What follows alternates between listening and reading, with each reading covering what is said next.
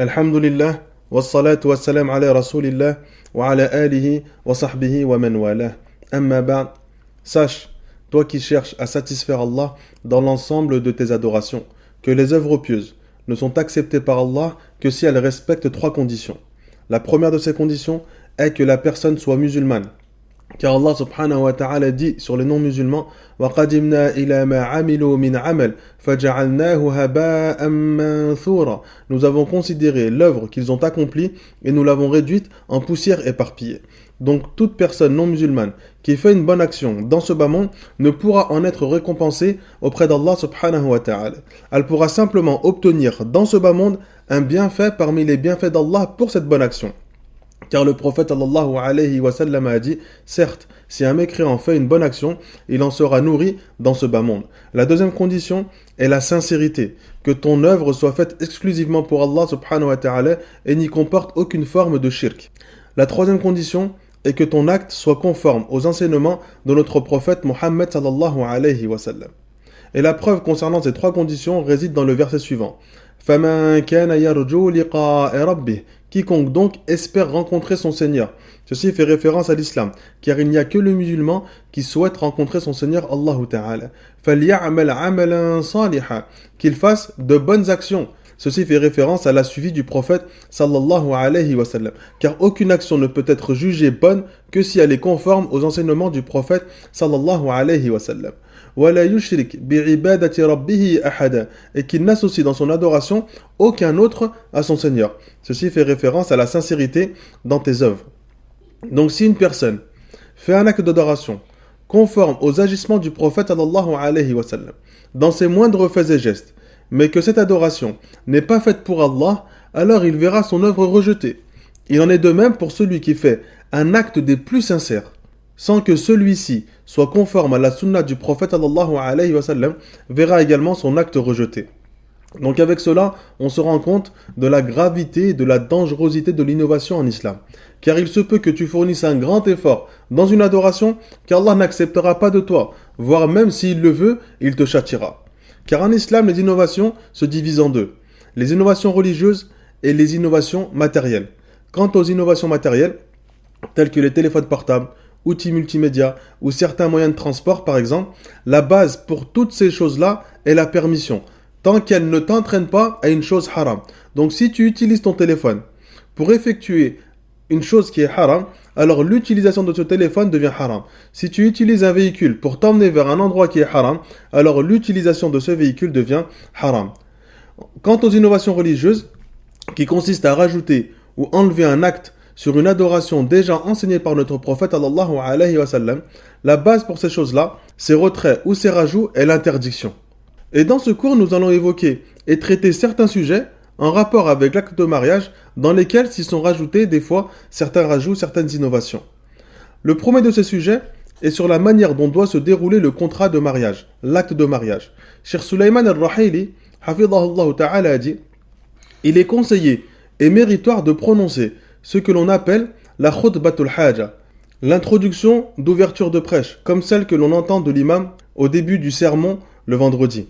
Et cette khutbatul haja pour le mariage consiste à évoquer Allah, prier sur le prophète, rappeler aux gens les bienfaits du mariage et donner des recommandations aux futurs mariés. Il dit ensuite, celle-ci doit être dite par celui qui conclut le contrat de mariage, ou par un autre, par un homme en présence d'homme, ou par une femme en présence uniquement de femmes. Et cette pratique était connue chez les pieux prédécesseurs. De même que Aïcha radiyallahu anha prenait la parole lors des assises de mariage et lorsque venait le moment de l'acte de mariage, elle laissait place aux hommes en disant « La conclusion de l'acte de mariage vous appartient ». Et la récitation de cette khutbatul haja n'est pas obligatoire, car il est venu du prophète sallallahu alayhi wa sallam qui l'a marié ou bien s'est marié sans la prononciation de celle-ci, ce qui indique que la khutbatul haja est méritoire et non obligatoire. Ensuite, après avoir récité cela, vient l'échange entre le tuteur et le futur époux. Cheikh Mohammed ibn Allan al-Shafi'i, rahimahullah ta'ala, a dit « Il est souhaitable que le prétendant, s'il décide de conclure le contrat de mariage, commence par faire la louange d'Allah, envoie des bénédictions sur le messager d'Allah, sallallahu alayhi wa sallam, et dit ensuite « J'atteste qu'il n'y a de divinité digne d'être adorée en dehors d'Allah. et j'atteste que Mohammed est le messager d'Allah. Puis il dit, je suis venu te demander ta fille en mariage. Et il mentionne le nom de la fille et le nom de son père. Le père, lui, de son côté, en fait de même. Il loue Allah, prie sur le prophète, prononce les 2 attestations de foi et dit « Je te marie ma fille une telle » en prononçant le nom de sa fille qu'il marie. Et peu importe si c'est le père qui commence ou bien le futur époux, la conversation et l'échange, selon l'avis le plus juste parmi les gens de science. Ensuite, les savants ils ont divergé sur est-ce que les termes marié ou épousé doivent être prononcés. C'est-à-dire que le futur époux dit par exemple « Je viens à toi pour me marier ta fille » ou bien que le père dit au prétendant « Je te marie ou je te donne ma fille pour épouse ». Dans le madhab de l'imam Ahmed et de l'imam Shafi'i, il est obligatoire de citer un de ces 2 mots, car ce sont ces mots-là qu'Allah subhanahu wa ta'ala a utilisés dans le Coran, quand il dit « فَلَمَّا قَضَى زَيْدٌ مِنْهَا وَطَرًا زَوَّجَنَاكَهَا » Puis quand Zayd eut cessé toute relation avec elle, nous te la fîmes épouser. Allah dit dans un autre verset « وَأَنْكِحُوا الْأَيَامَ مِنْكُمْ » et mariez les célibataires d'entre vous. Donc par rapport à ces versets, ils ont pris pour avis qu'il est obligatoire de prononcer lors de la demande les mots marié ou épousé. Que le prétendant dise « Je viens à toi pour me marier ta fille » ou bien que le père dise « Je te donne ma fille en mariage » ou « Je te donne ma fille pour épouse ». Dans le madhab de l'imam Abu Hanifa et de l'imam Malik, il n'est pas obligatoire de citer l'un de ces 2 mots. On peut dire une autre formule qui fait référence au mariage, comme « Je te donne ma fille », « Je t'offre ma fille » ou bien « Je veux me fiancer avec ta fille » ou toute autre formule qui vont dans ce sens.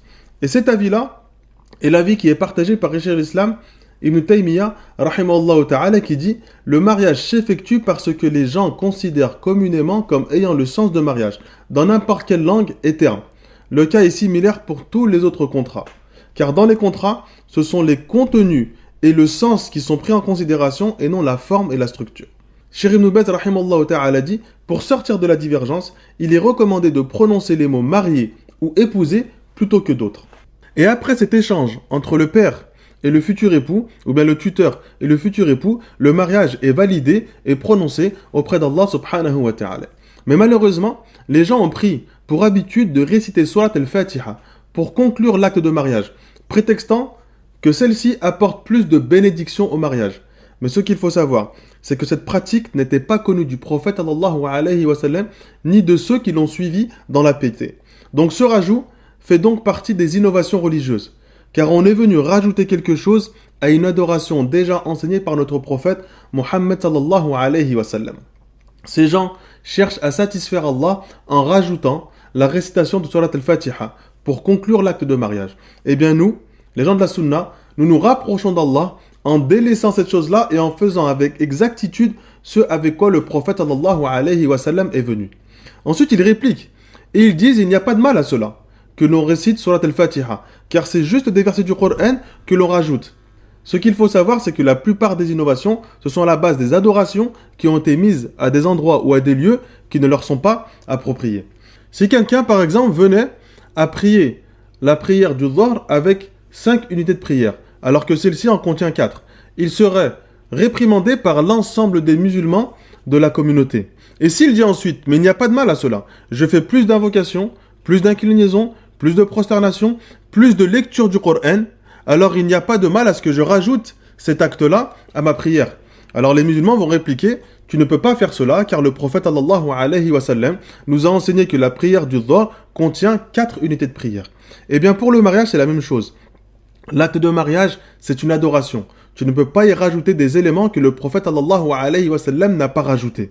Donc si le prophète n'a pas récité Surat al-Fatiha pour conclure l'acte de mariage, alors nous nous rapprochons d'Allah subhanahu wa ta'ala en délaissant cet acte-là parce qu'on veut faire exactement ce avec quoi le prophète sallallahu alayhi wa sallam est venu.